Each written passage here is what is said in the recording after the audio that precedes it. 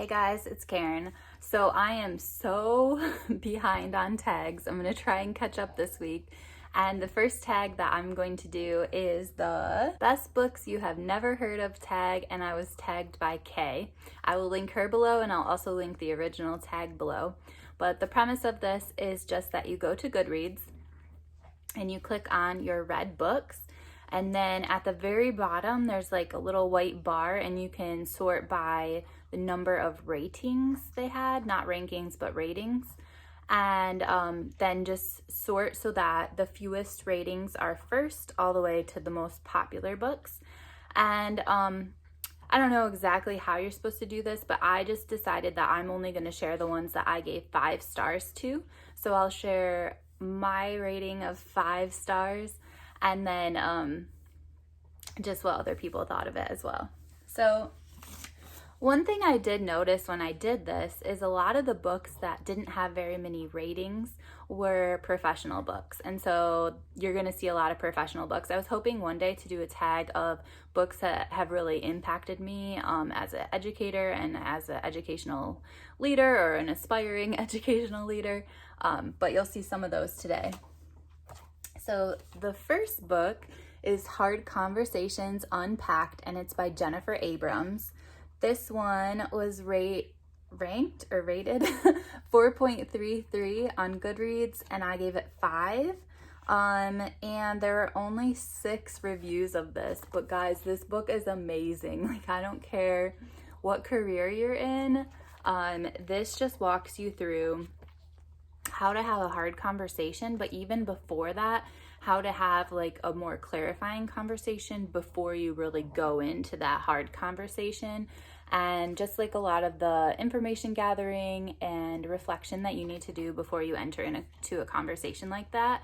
And I don't know if it's in this book or somewhere else, but she gives a technique on how not to cry when you're in a meeting. So I don't want to say that on YouTube, but if you want to know how not to cry when you're in a meeting, let me know, because I'm an expert and I have this down. Yeah, the other thing that I want to say about this book is Jennifer Abrams is amazing on social media. Not only do I tweet her, but on occasion she has tweeted me, which is so great. And I was actually supposed to meet her this June, but it was canceled due to COVID. It's rescheduled for 2021, but she is just an amazing human. She has amazing videos that you can find on YouTube, not necessarily by her, but just interviews that other people have done with her. And in addition, she is a reader. She posts a newsletter once a month, and she shares like other things that she's into. She might post like a podcast or a documentary she's watched or a book she's read. And one of the books that she posted about a long time ago was Girl, Woman, Other. So I still mean to read that, but she raved about it.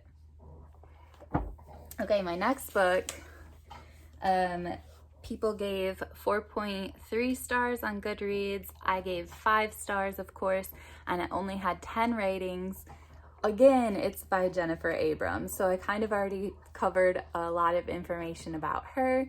This book, Swimming in the Deep End, I read for a professional book club that I started with 2 of my supervisors and 2 social workers and 2 special education teachers and 1 school psychologist. We meet together around once a month, and we discuss books that can help us grow as educators and aspiring educational leaders. And I read this book last year, loved it, recommended it to them, and everyone seemed to adore this book. This book is definitely more for educators, but I believe that if you're willing to kind of jump the gap and just try and like view it from a different viewpoint, you could have it apply to other careers. It's just like all the examples and stuff are geared towards education. But what she really does is she breaks things, what does she call? 4 foundational skills for leading successful school initiatives. So the 4 skills are: first, that you should think before you speak. So she covers a lot of different topics. There's like a self rating rubric that you could fill out to see how good you are at thinking before you speak. And then she covers different skills just on like having more proactive, reflective sort of thoughts before you engage in a conversation with an individual or a group, or before you propose an idea. The second thing is preempting resistance. So you have an idea, you want to get people to agree with it. What are the naysayers going to say, and how can you kind of spin your argument to just cover what they're going to say that's negative about your idea? 3 is responding to resistance. So someone doesn't like you or what you have to say or your idea. How are you going to handle that? And 4th is my absolute favorite, managing yourself through change and resistance. So one thing that's interesting about Jennifer Abrams is she actually has MS. And so she talks about in chapter 4 about how she has to take care of her body. And if she does not take care of herself, her body will shut down. Her MS will like flare up. And so she talks about asking for massages as gifts. My insurance actually covers massages, although I haven't been to get a massage in a long time. But just like different ways that you can engage in self-care so that your job does not like destroy you. So this is Swimming in the Deep End by Jennifer Abrams, and I love this book so much. Okay.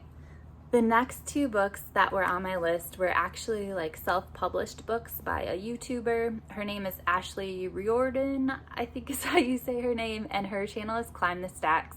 She's actually one of the booktubers that I've watched the longest. I love how just really in-depth she goes in her videos. And how deeply she discusses things. I try to follow her format for reviewing books. She did a video where she talks about how she reviews books, and I use that as a loose guide when I review books, although I tend to jump around and definitely do not go into as much depth as she does. But she wrote 2 books, and they were both on my Goodreads for not having many reviews. The first one is Minimalism Essays. So Ashley has talked a lot on her channel about how she's tried to be a minimalist, and I think that has kind of changed throughout the years on what that means to her. But I really enjoyed that book. I found it really inspiring, and yeah, it was given 4.52 for its overall like rating from other people, and I of course gave it 5, and only 23 people reviewed it. But it's amazing. At least I thought it was amazing when I reread it recently, and I still loved it. And I think that part of it is that it was inspiring for me, and the other part is it's like written by somebody that I know through BookTube, so that gives it another like kind of boost.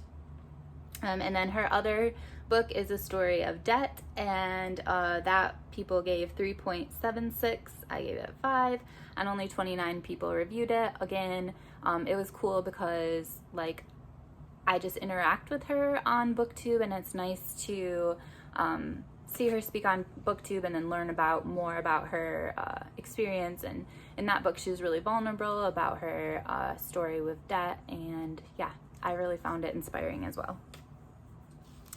Next book, listen, this is not going to be on this list if I did this video like in August or September, but the book is not out yet, and that's why it doesn't have very many reviews. It is Cast by Isabel Wilkerson.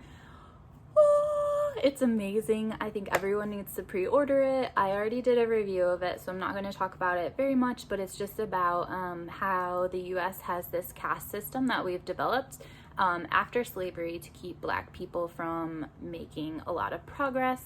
And yeah, it just talks about a lot of the systemic racism that white people often don't see. And finally, if you are into true crime, I love this book. I think I've said that for all these books. But I found this book in a bookstore, Kazoo Books, when I was going to Western Michigan University for college, and I just found it, picked it up, and I thought it looked awesome, and it turned out to be a really good find that I would not have heard of if I hadn't just been browsing in a bookstore.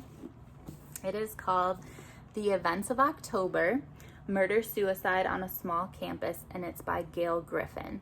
So I went to school at Western Michigan University, but from time to time I would go to different poetry readings or lecture series or things like that at a neighboring campus called Kalamazoo College.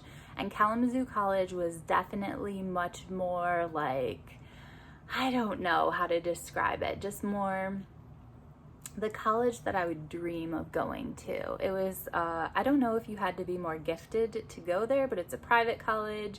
It just has this, I don't know, more liberal arts sort of feel to it, and I was always jealous of the people that went there. Also, there was something about it that reminded me of the University of Virginia too, and I love that university. But anyway, so this book is written by a professor. She's retired now, but a professor that used to work at Kalamazoo College, and it tells the story of a boyfriend and girlfriend who the boyfriend ended up killing the girlfriend and then killing himself, and it's the true story of how it happened. And it deals a lot with rape and violence and other issues. So it's not just about the event, but kind of goes into just this more global idea of violence in relationships. And I just found it so gripping, and also interesting because I knew where it took place, and it took place before I went to 1999. So I think I was still in elementary school or maybe junior high, but yeah, I was not there at the time, but it was from a school that was nearby where I went to school, and I just really found this interesting. So those are my books. I don't know who I should tag. I did not think about this ahead of time. But I am going to tag, if you have not, I haven't checked to see if these people have done it. I'm going to tag Peg from the History Shelf, and who else? And I'm going to tag Kim as well. I will leave their info below. I'm not sure if they've already done this. But anyway, anyone who wants to do this should definitely do this. I hope you guys have an awesome day. I'm curious what you've read that people don't really appreciate, and I will see you guys later. Bye.